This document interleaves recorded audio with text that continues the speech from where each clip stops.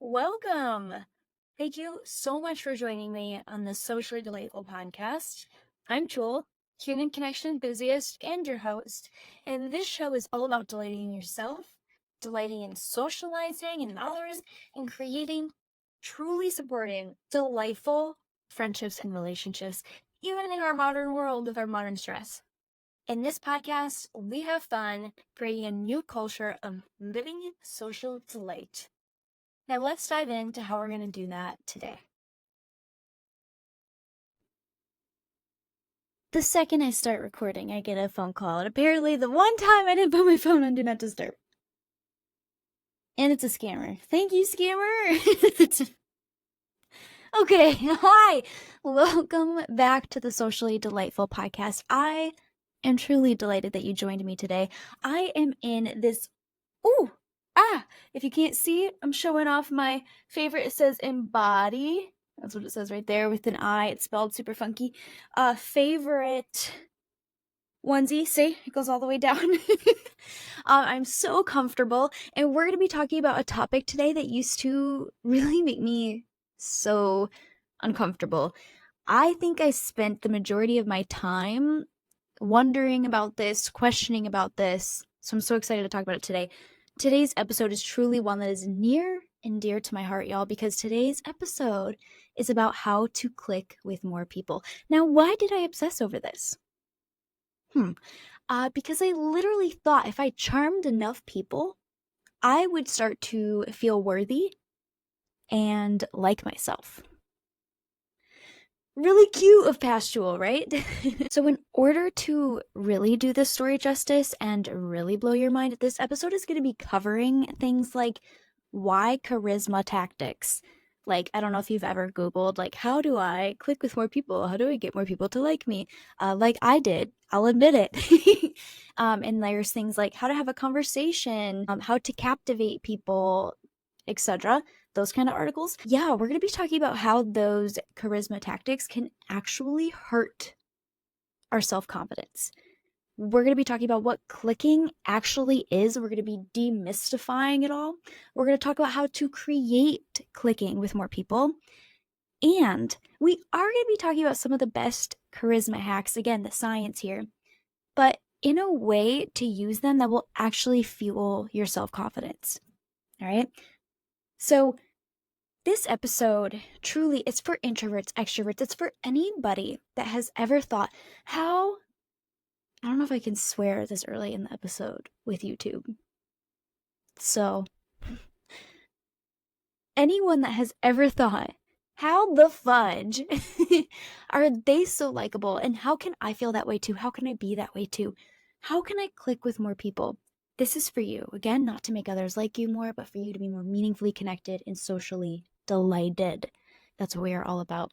Now, I think my first memory of this truly is of even before middle school. I think I was in elementary school when I met somebody who was, in my opinion, very charismatic. And I was like, oh my gosh, that girl like clicks with all of these people. How is she doing that? And I really thought it was because she was the center of attention, and that's what made her so likable. And so with my little shy, which I know it's hard to believe now, but I was very, very shy growing up and very quiet because I was so socially anxious. But I loved being around people, and I overthought everything. Yeah, I was a socially anxious extrovert. Super fun. Anyway, I remember being like, how is she doing that? Okay, so she's the center of attention.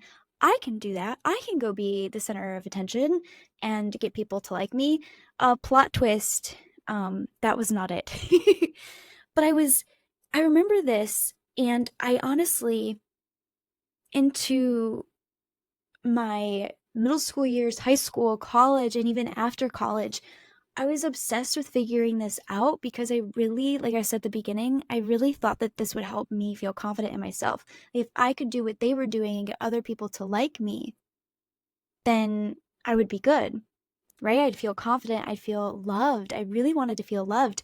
I am debating on sharing this story or not, but I grew up not feeling like I belonged in my family. There's a bunch of different reasons for that. I grew up having a lot of shame, and I really, really, really wanted love and affection from other people, and I really thought this is what was going to do it for me. So I tried to figure out, like, what is the right personality to have, and that's what would help me click with more people. Turns out I was really barking up the wrong tree. Now, we're going to be talking about that more in future episodes, specifically around what actually makes a magnetic person, because plot twist, it's not their personality. I know. You're like, okay. Are you sure, Jewel? Yeah, I am. I've looked to this a lot. But I really thought, okay, if I had this great personality, then I would click with more people. But that's not, again, I was barking up the wrong tree. That's not how it rolls. Really, at the end of the day, what clicking is it's not magic. It's not having the perfect personality and captivating others. Clicking, that feeling that we get when we are at a bonfire and we sit next to someone and we're like, oh my gosh, wow, I feel like I clicked with this person. That feeling, although it feels so good and can feel very magical, it is not magic. It is not because the other person was so amazing and chose to see us. A little bit. There's a little bit of them choosing to connect with us. But really, what clicking is it's the feeling, the emotion of togetherness. Clicking, just to repeat it, is the emotion that we feel in our bodies. When we feel like we have clicked with someone, we feel togetherness with them. All right. And this is why this isn't something that happens. And don't be wrong, I'm not saying, like, I'm not disrespecting anybody's beliefs when it comes to, oh, this can't be divine in some kind of way. But I think this knowledge of, oh, it's this feeling of togetherness is really empowering, because then we can use this for us to click with more people. And not just, again, to be more likable, but to enjoy other people more. Like, how much fun is it going to be? How much more motivated are you going to be to go to social events, want to go to social events, if you know how to click with more people? So we're really going to dive into how to create more of this togetherness, more of this clickingness, and stuff like that. But I want to kind of give you an example, because if you're like, okay, Joel, I don't really know what it means when you say togetherness. What I mean is that clicking is, oh, I get you and you get me. We understand each other. Or we're in this together. This is why I had a client recently go on a bachelorette trip and not know any of the fellow bridesmaids that were going, like, not really know them, And she was telling me about how when she walked in, she started decorating and doing things with this one girl. And she was like, oh, I really noticed it then. It was, oh, we're in this together to decorate and make this super special for our friend, the bride, right? I love this story.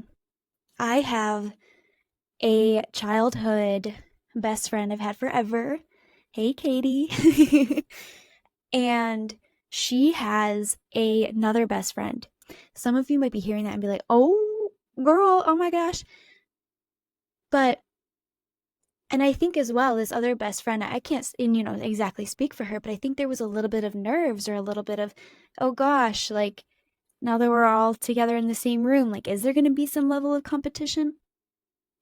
And immediately I went up to this friend and I was like, oh my gosh, like, right, isn't it so great that, Katie did this? Or, oh, what do you think about Katie being a silly, goofy goose over here?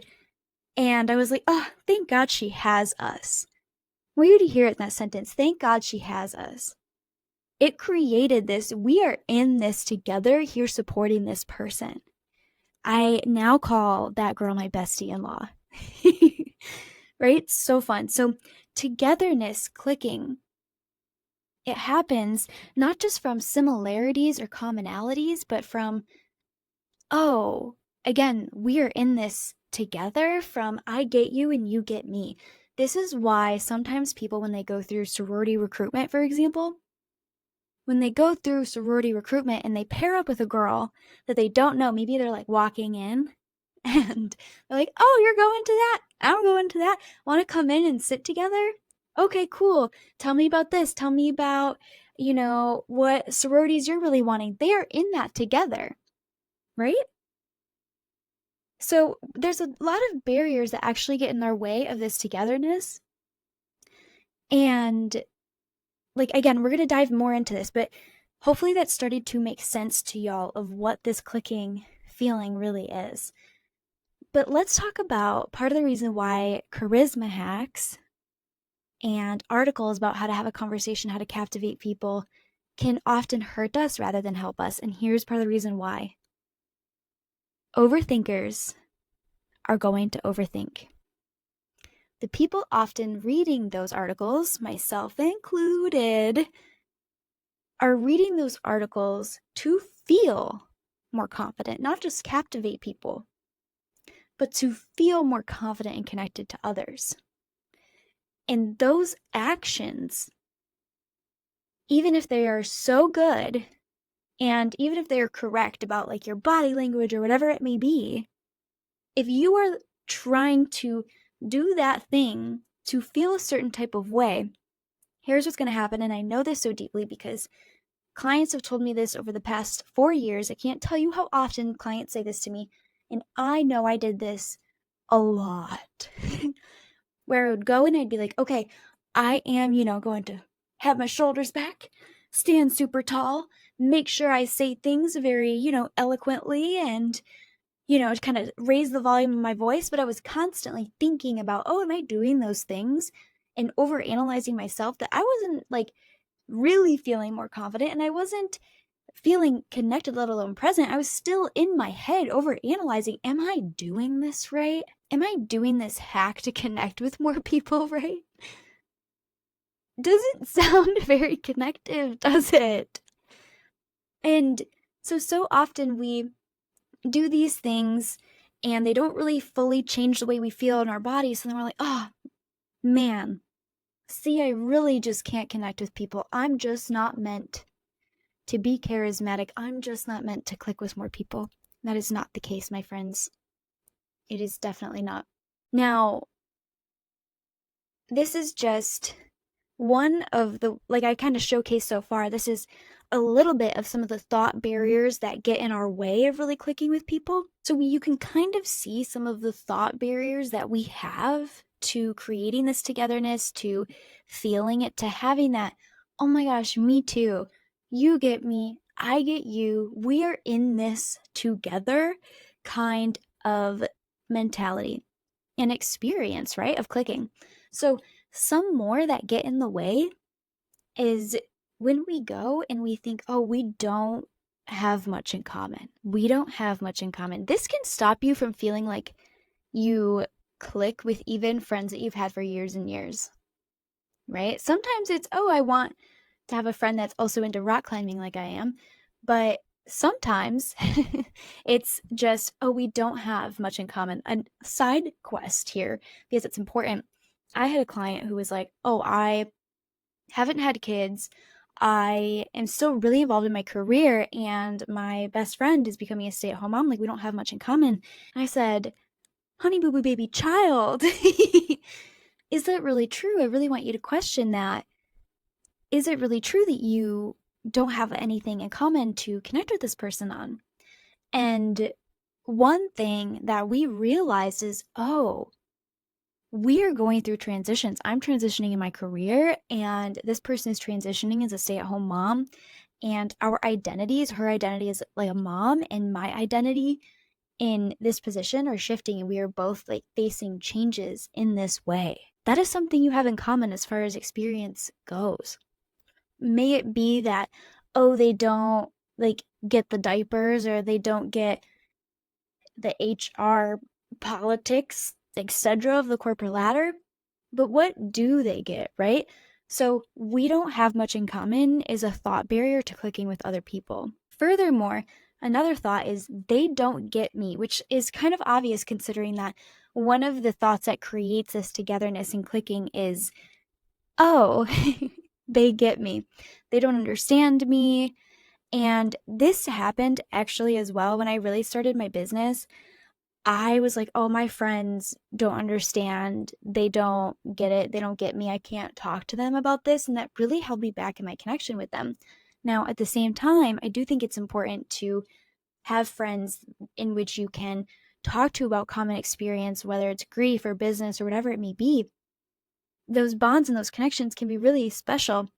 However, I wasn't giving my friends a chance to get me, a chance to empathize with me, to understand. And when I started giving them that chance, ironically, I started feeling more like they got me when I started sharing more with them, when I started saying, hey, can I explain this to you? Or, hey, I really need to talk about this, right? My partner, for example, has never run a business. My closest friends have never run a business. And they will say things to me that I'm like, oh yeah, you're right. And I realize I have those moments where like, oh yeah, you're right, is because, oh, I've offered my experience and they get me now. They get me more because I have shared. So that's part of it. Another one is we come from different worlds. This could be because of age range. Again, stay-at-home mom, working single lady. And another thought that gets in the way of clicking is like, oh, we are total opposites. I want you to notice, and these are just like examples of basically the same thing. These are thoughts that create separation, that create, oh, like almost like an us versus them a little bit, right? The beginning of that us versus them competition, like, oh, we are on different sides, right? Same thing with the bestie-in-law example. If I would have went up to her and would have been like, hey, how's it going? Oh, Katie told you that? Well, she confides in me about this, and this. So, or like, oh, I've known her longer. We've been friends longer than you guys have, than y'all have, right? Just creating like separation. That's really what non-clicking is. Now, furthermore, some of the thoughts that get in the way of clicking or just connection in general, I want you to think about it as a triangle, okay? And not the friendship triangle if you've listened to previous episodes that we've normally talked about, but this triangle, there's no like main top pillar. It's just 3 points. It could spin, right? There's no going to the top. You get it. Okay, so this triangle with the 3 points, there are 3 different buckets of thoughts, and that is our thoughts about ourselves, our thoughts about other people, and our thoughts about friendships, relationships, and socializing. These thoughts, as well, if y'all are familiar with attachment theory, are also how our attachments show up, like how I relate to myself and how I relate to other people in relationships. This also determines how connected we feel or not, right? I want you to see this triangle and almost imagine like, oh yeah, here are your connective belief systems, your thought habits that guide your connective behaviors or not. And so many of us might be creating separation from others or distrust of others, like, oh, they don't like me or they're going to be judgmental. Like, again, creating this separation out of a way to try to protect ourselves to be safe, right? And so those 3 areas are really show up here as well, with preventing us not just in our meaningful relationships and friendships of, oh, I don't feel connected to you, but as my friend, because of my attachment style, because of my thought habits, because of my thoughts about myself, my thoughts about others, my thoughts about friendships itself, but it's also impacting the way that you connect with others when you just meet them, whether or not you click with them.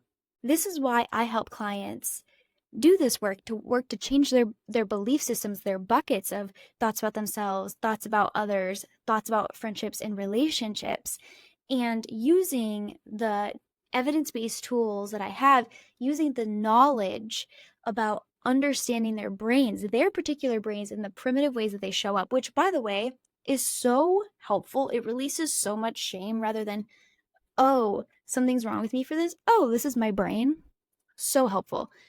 And then we create new habits by individualizing this for them particularly, and what they want and how they want to connect more going forward. Having more togetherness thoughts is really how we create more clicking, whether we are an introvert or an extrovert. And it really comes down to this togetherness mentality. And hopefully as well, you're starting to put together, oh, this is also part of the reason why charisma hacks don't work, because they're not changing the way you think and feel in your body. It's just perpetuating old habits of, am I doing this right? Do they like me? Right? Like, am I doing my body language right? Like we talked about earlier. Instead of you looking for, oh, what do we have in common? Right? How are we together on this? How do I get them? How do they get me? That mentality is so simple and goes so far, right? And you can feel that clickingness within you when you do it. Now, I do want to talk about a charisma hack that I think really works. And part of the reason why it works is because it coincides with what we just talked about this togetherness mentality. All right, so if some of you are like, okay, great, awesome. The brain does like structure, especially when it comes to social anxiety, social perfectionism. Peep the first episode if you're like, what the fuck is social perfectionism? A lot of us are struggling with it. Rather than you trying to check a box and perform, it's you really connecting with somebody. So, charisma hacks that actually work. Now, some of these questions are from Robert Riker, and I've adapted this a little bit based on this togetherness mentality, but this is what we do know what works. So when you are talking with somebody, some ways to guide you in creating this mentality is to get a fact about a person. So this exercise, some questions to kind of guide you, is to, one, get a fact about a person. So this might look like, oh, how long have you lived in this city? What drew you to this networking event? How do you know so and so? Right? Like, getting a fact about that person, even if it literally is the classic, oh, what do you do? Right? What's your job? And then the second thing is to get an emotion related to this fact. So if they're like, oh, I moved here after changing jobs, like, how did it feel to leave your job and to move here? How are you feeling with that transition? If they're like, oh, I just started a business, right? Oh, how did it feel to like jump in and start your business? So asking an emotion related to that. Oh, how does it feel to be friends with someone for so long? If they're like, oh, I know so and so from kindergarten. Oh my gosh, how does it feel to be friends with someone for so long? How does it feel to be reunited with them if you just move back? Getting an emotion related to that fact. And then asking why. Figure out why or how they felt that emotion. So good, right? So an acronym for this is FEW. FEW. Okay. So when you are creating togetherness, doing this process again, it's not something to overthink. It's not something to be like, oh my gosh, am I doing few? Like, did I get the E? Did I get the W? Which, to add some questions to the W, because it can be really fun, is like, if they're like, oh, I started the business. Oh, how did you feel doing that? Oh, I felt really scary, but I decided to do it anyway. Awesome. Why was that important to you? Especially if it was scary, right? Like, why was it important to you to start your business? I want you to notice in this, even in just this like fake conversation I just pulled out of my butt, that it's showing curiosity about somebody and being willing to look beyond and honestly, y'all, whether it be their age, whether it be their, again, you're a stay-at-home mom and they are an executive or something, right? Like, or a business owner or both, right? regardless of what it is, it has you being curious about this person. So getting a fact, asking about the emotion, and asking about the why or the how they felt that emotion. So, oh, how was that transition for you? Oh, what was it like to grow up with this person? Why do you think y'all have stayed such good friends? And like, oh my God, because we had this in common, this in common. I want you to notice in this fake conversation, so much of this is about being curious about the other person. Again, going beyond that initial, oh my gosh, my preconceived notion of them. What this does as well, y'all, is it really humanizes people. And you might be like, well, I'm already talking to a human, like they're humanized. But I want you to think about it this way. Isn't it different when you are driving on the highway and you're seeing a bunch of cars, and then when you look inside those cars and you see the people? Oh, there's a couple there, a family there, some friends there, you know, a young girl driving here, an older man driving here. Isn't it so different? Because they have become humanized, right? So the same is true here. This also coincides, this curiosity fueling this, right? It helps really stir up that togetherness mentality all on its own. It really does fuel this whole process. It fuels this really wonderful charisma hack of few, fact, emotion, and why or how for connecting with people and clicking with people. And one of my favorite quotes that really represents this, actually two, because they're so good. One is by Abraham Lincoln, and he says, oh, I don't like that person. I must get to know them better. This is so good because actually the friend I was referencing in this episode, Katie, did not like me at first. Can you imagine? Can you imagine not liking me? Wow. But she did not like me at first. And the more she got to know me and connect with me, like it's been almost 17 years at this point that we've actually, has it been more than that?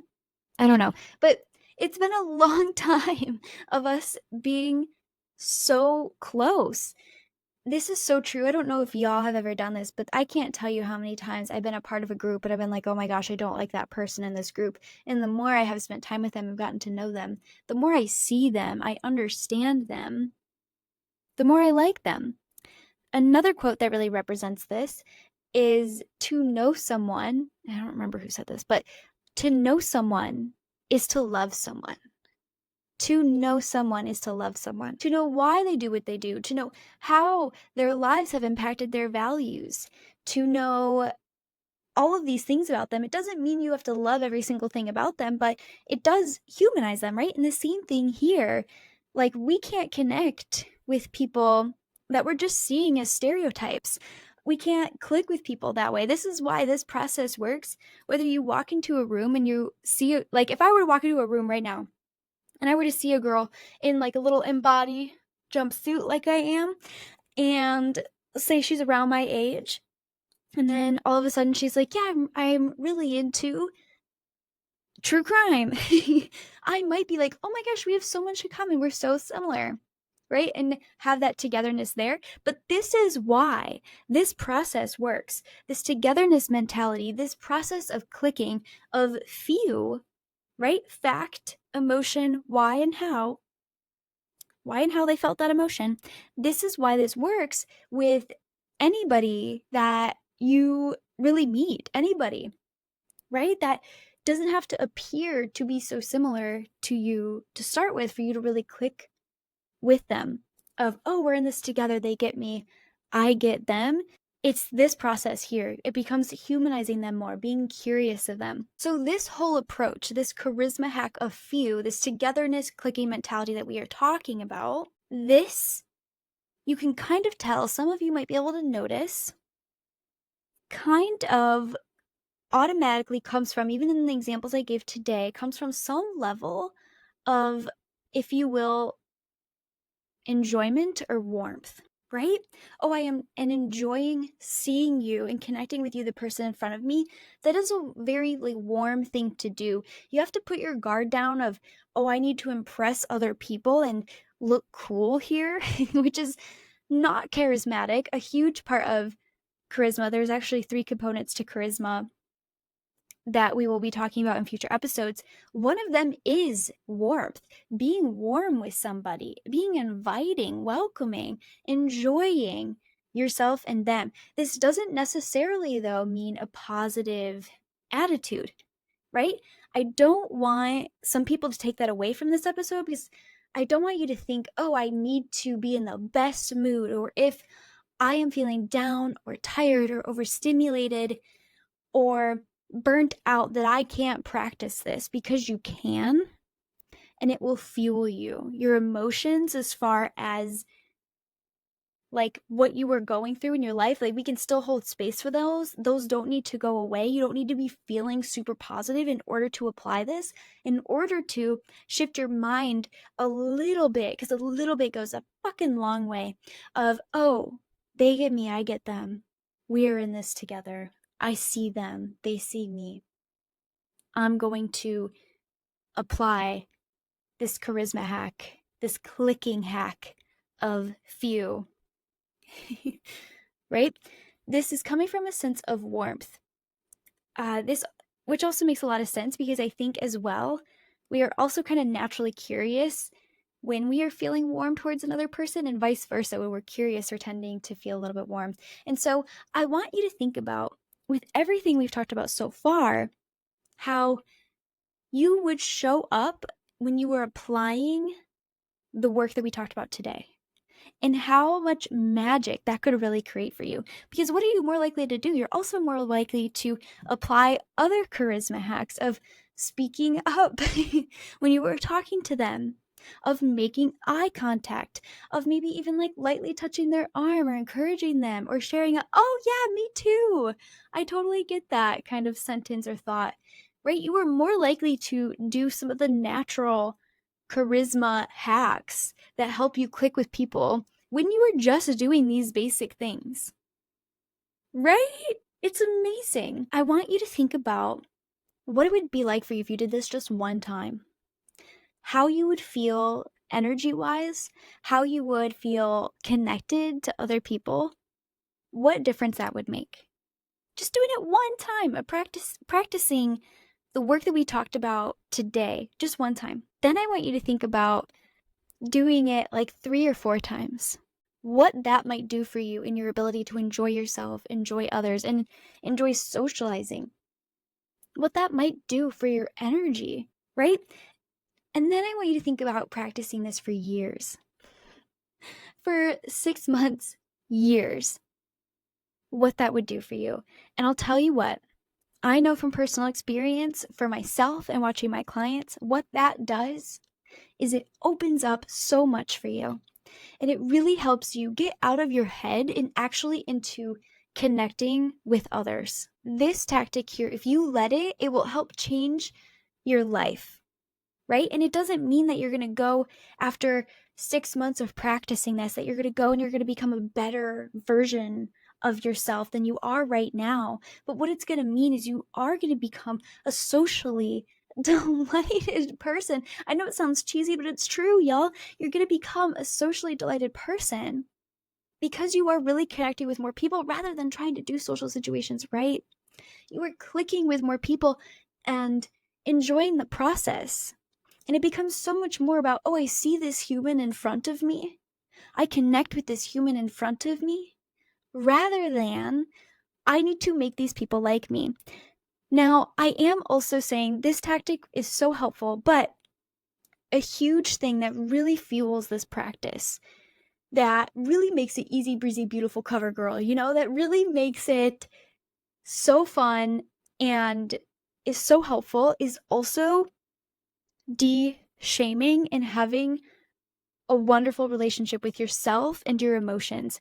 This is the surprising foundation that was talked about in episode 5, which, by the way, I know the audio was shit. I'm working on it. In that episode, it just is what it is, but that episode is so golden. So if you can deal with that audio and the fan or whatever was going on in the background, I highly suggest you listen to that episode with Danielle Savory, because that foundation, that relationship to yourself, to your emotions, and the de-shaming that is what is so huge, and that is what I help my clients do. That is what changed my life.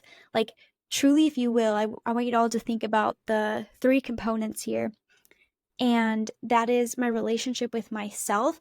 And I know it sounds cheesy, but like really my relationship with my emotions and de-shaming, like taking that out of my constant experience and creating a nurturing relationship with myself, applying what we talked about here, because so much of connection science was talked about here in charisma, and then meaningful friendships, and applying that work radically changed my life. Ooh, radically changed my life in the way that I experience it. I walk through the world so differently now.